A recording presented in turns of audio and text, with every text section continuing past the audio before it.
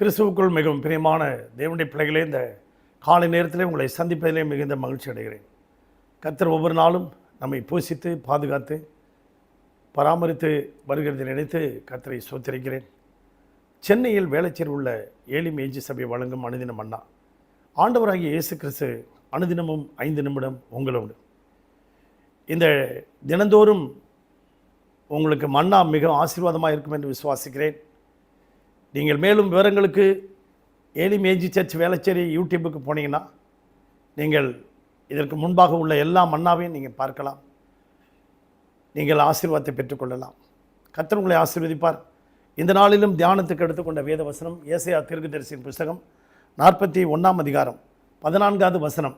யாக்கோப் என்னும் சிறு பூச்சியே, இஸ்ரவேல் என்னும் சிறு கூட்டமே, பயப்படாதே, நான் உனக்கு துணை நிற்கிறேன் என்று சொல்லுகிறார். பயப்படாதே, நான் உனக்கு துணை நிற்கிறேன் என்று ஆண்டவர் சொல்லுகிறார். அநேக காரியங்களை குறித்து, கடந்த கால காரியங்களை குறித்து நீங்கள் கலங்கி கொண்டு பயந்திருக்கலாம். நிகழ்காரியங்களை குறித்து பயந்து கொண்டு இருக்கலாம். எதிர்காலம் எப்படி இருக்குமோ என்று சொல்லி கலங்கி பயந்து கொண்டிருக்கலாம்.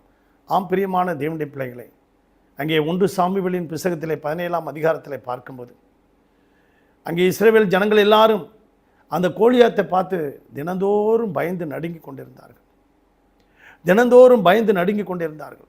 ஆனால் அங்கே சென்ற தாவீது அந்த ஜனங்களை பார்த்து சொன்னான், அந்த சவுலை பார்த்து சொன்னான், இந்த பெலிஸ்தன் எம்மாத்திரம் என்று சொன்னான். நான் ஒரு சமயம் சிங்கத்தையும் கரடியையும் நான் கொன்று போட்டவன், இந்த பெலிஸ்தர் எம்மாத்திரம், இவனுக்கு நீங்கள் பயப்பட வேண்டாம் என்று சொன்னான். இஸ்ரவேல் ஜனங்கள் எல்லாரும் அந்த கோலியாத்தை தான் பார்த்து பார்த்து பயந்தார்கள். அவனுடைய உருவத்தை பார்த்து பயந்தார்கள்.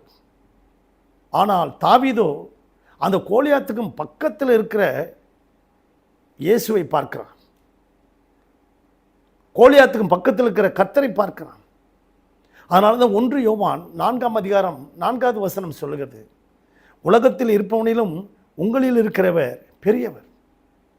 யாத்ராகமத்தின் புஸ்தகத்தில் நம்ம பார்க்கும்போது அங்கே அருமையான தேவனுடைய பிள்ளைகளே, அந்த செங்கடல் அருகாமையிலே வந்தபோது அந்த ஜனங்கள் எல்லாரும் பார்வோனை பார்த்து பயந்தார்கள்.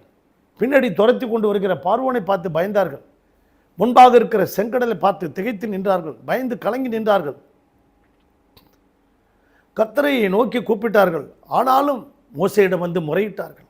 மோசே ஆண்டவரிடத்தில் முறையிட்டான். இந்த ஜனங்களுக்காக என்ன செய்து ஆண்டவரேன்னு சொன்னார். அந்த ஜனங்களை பார்த்து மோசே சொன்னார், பயப்படாதீங்க, இன்றைக்கு கர்த்தர் உங்களுக்காக யுத்தம் பண்ணுகிறார். இன்றைக்கு கர்த்தர் உங்களுக்காக யுத்தம் பண்ணுகிறார்.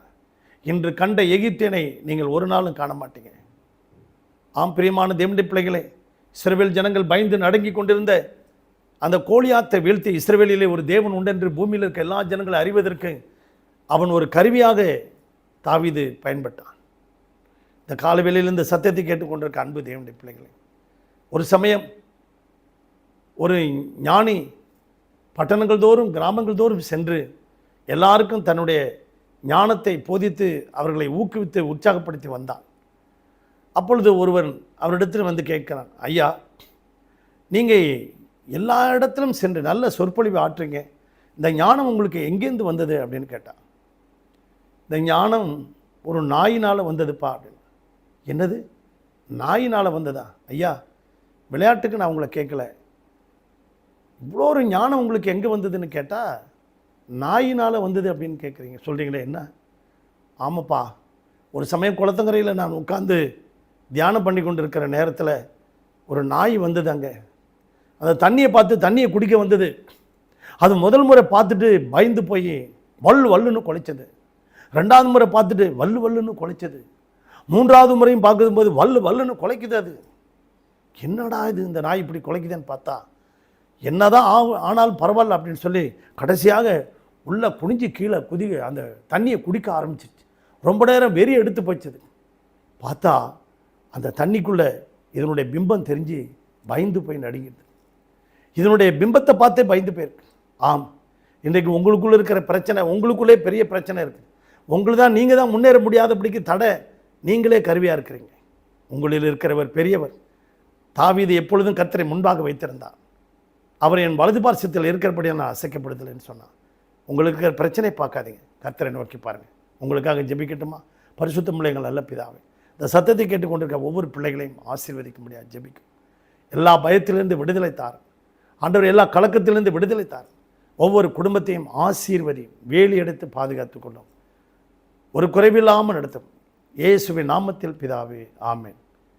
God bless you everybody. Thank you.